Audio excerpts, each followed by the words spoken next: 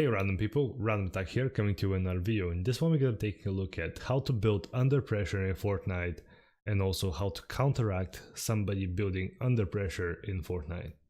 Let's get into it.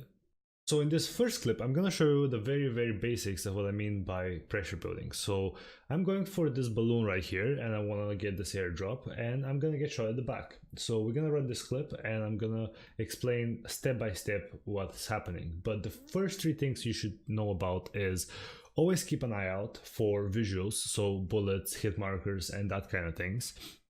And always listen for the audio. So the audio is going to give you so much because it's going to give you the direction of where the person is, and the visuals are going to show you again the direction of where the bullets are coming from, so that you can turn around or go to one of the sides and build.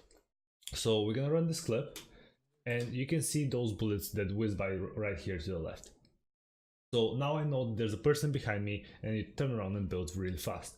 So here you can also see the hit marker, but if I got shot with the first shots that he fired, then I would have known to turn around faster and build. But anyways, we did a 180 and started building walls. So here I built a few walls and I start building stairs as well, because stairs can give you a bit more protection from the side. So here I keep on building until I can find a good angle to get the higher ground, because right now the person who's shooting at me has the higher ground because he's on top of the mountain and I'm going down. So here I find a good set of stairs and I can hear that the other person stops shooting at me, and I get the sense that he's coming from the northwest, northish direction. So I start building the stairs and I also build a few walls here to protect my stairs. But as you can see, he has the same idea. So he started building stairs to counteract my stairs. And before I realize that and can build another set of stairs on top of his, he does exactly that. So at this point, he is pushing me and he is trying to get the higher ground and maybe jump over and kill me, or just straight shoot me from above. Now I have two options. I can build a set of floors or roofs on top of me, or try and go on top of his stairs and get him from behind. So what I do here is I go for the latter option. As you can see, he doesn't realize that I've done that. He still thinks that I am under him and I am trying to build. So he jumps and he tries to get the finishing blow. Now, as you can see, I get the higher ground because he had the advantage, but he lost it immediately after he jumped. And now I have his stairs, I have the higher ground, and I decide to build a simple 1x1, so build a set of walls around the stairs so that I'm protected from all sides. And here I can plan my counterattack. Now I have two options. I can either build a level higher and try and shoot him from above, or do exactly the same thing as he did and try and surprise him and jump down. Now in this exact clip I go for the latter option because, as you can see, he's still looking above and he's still looking up, and I managed to surprise him and get the finishing blow. Now this is a very good example of pressure building and using your opponent's building against him as well. So he had the higher ground in two scenarios: while he started shooting at me at the start of the fight, and then afterwards when he built another set of stairs above me. So in this particular clip he should have probably stayed above on his stairs and try and see what I do and not jump for the kill. And probably the more convenient thing for me as well was to stay on my stairs, but I felt like I could get the surprise on him because he was still shooting at the walls I placed around the stairs. So let's move on to the next clip and see how we can counteract this pressure building mechanic. So the way to counteract pressure building is usually to build on top of the person who is pressure building. So in this particular clip, I am playing solo versus squads. And as you can see, there is a person right there at my 150. But I know there's also one more person there who is going down, who is like right about there. And I have visual on them, so I see them. And this is the other side of pressure building. So when you are actually shooting at the person who is pressure building. So here I managed to get a nice snipe off and to knock down the person I sniped. So and the 1v2 turned into a 1v1. And I'm here trying to get the last kill on this person, but he is determined to go and resurrect his teammate. So here he starts pressure building. And I have two options again. I can keep on shooting from here, maybe fire off some grenades and try and get the final blow. Or use my launch pad, go over and try and get the kill. But there is a few things that I should also keep in mind. The zone is gonna start closing in. They're quite close to the edge of the zone. So if I go for the kill, then I don't have an escape plan. And I have to start building back, and I may die to the zone or die to somebody who is also running back. So what I decide to do is try and build a set of floors to go above them, and while he's resurrecting his mate, to get them and get the final blow. So as you can see here, I start building. And building floors is a great example of how you can push people above them. You don't always have to build stairs. And I keep on building, and as you can see here, there's somebody next to this van who is also shooting at me. But what I decide to do is I decide to ignore them, because I want to get the final blow on the people to the left, that one of them I knocked down and the other person I knocked like half of his shield off. And while he's on the lower ground, he can't get me while I'm fighting with them, and then I can deal with him afterwards. So here I keep on building, and I'm above the people that I was fighting. So he manages to get the resurrection off, but when you resurrect somebody, they're on 30 HP, so one shot with a shotgun is gonna do it.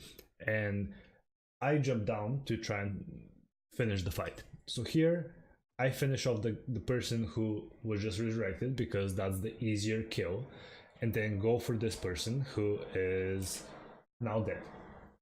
And I know that there's somebody to my right who eventually is gonna come for me, but because I'm on 63 HP, I'm gonna try and heal. So I go over to their set of builds, and I build a simple 1x1 and I start healing. And here I'm gonna start getting shot at.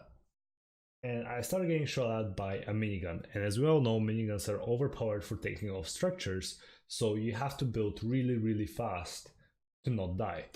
So what I do is I go back and I start building. Build. But the zone starts closing in. So I'm in a very bad position, because I'm surrounded by walls and the zone's coming in. I'm on 23 HP and I'm getting shot at. So how do we escape? Well, what we do is we stop building and we go down. And here I need to start building a set of walls to protect me from the person who is behind me and shooting at me. And eventually he is gonna die to the zone. So here again, I start building. And here is where the launch pad comes into play.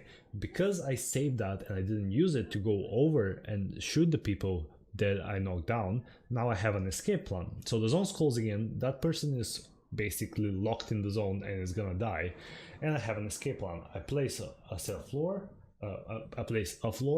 and I manage to escape with a launch pad.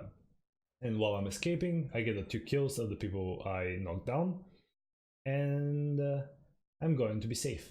So this is a good example of how you can counteract pressure building and then also escape with pressure building. It's very important to get the high ground. It's probably one of the most important things in Fortnite or in almost any shooter game. And learning how to build and using key bindings to build, I can't stress this enough, is very, very important. So in this last clip, I just want to stress the same points again, but with a different clip. So in this clip, I'm playing duos, but I am alone because my teammate died in the very first seconds of the game.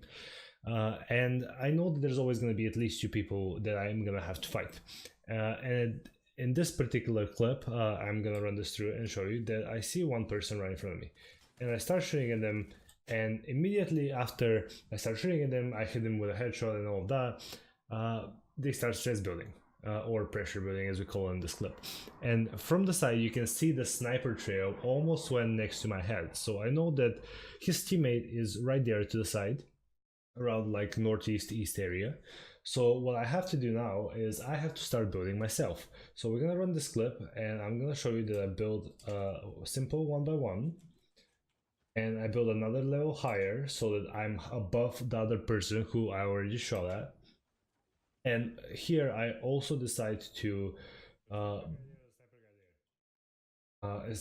Yeah, sorry for the background noise, it's just a clip. So here I decided to build another wall to protect me from the other sniper and try and finish off the person that I already started fighting.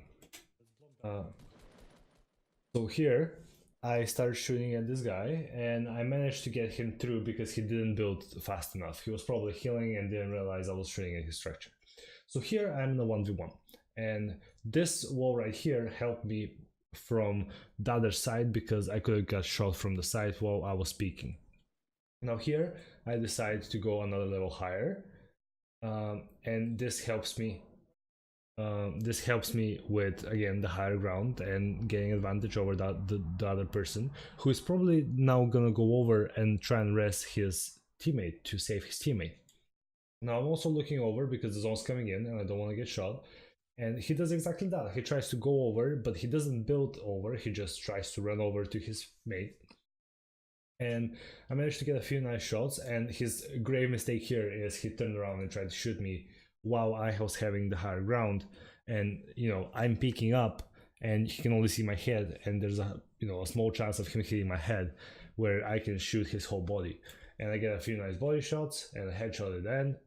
And that's the fight won. I hope you guys enjoyed this video and also implement this mechanic into your gameplay because it's gonna improve you as a player and also get you those sweet W's that we all strive for. There is nothing else I can give you on the subject. There is one thing I have to say. You can watch as many things as you want, as many videos as you want on the subject or any subject in Fortnite that you can think of. But the best thing to do is to go ahead and practice. Go in a game and practice one thing. Make sure you get good at it and that it's locked in your muscle memory so that you don't have to think about it at all and you can focus on the very important things, hitting those shots and getting those kills. If this video was helpful, then please make sure to leave a like so that other people can also discover this video. Share it with your friends so they can also improve as players. Comment down below to tell me how I did and what other subjects you want me to cover, and check out the other Fortnite videos on my channel, and also subscribe for more. Thank you so much for watching, and until next time, keep it random. If this video was helpful, then make sure you will like so that other people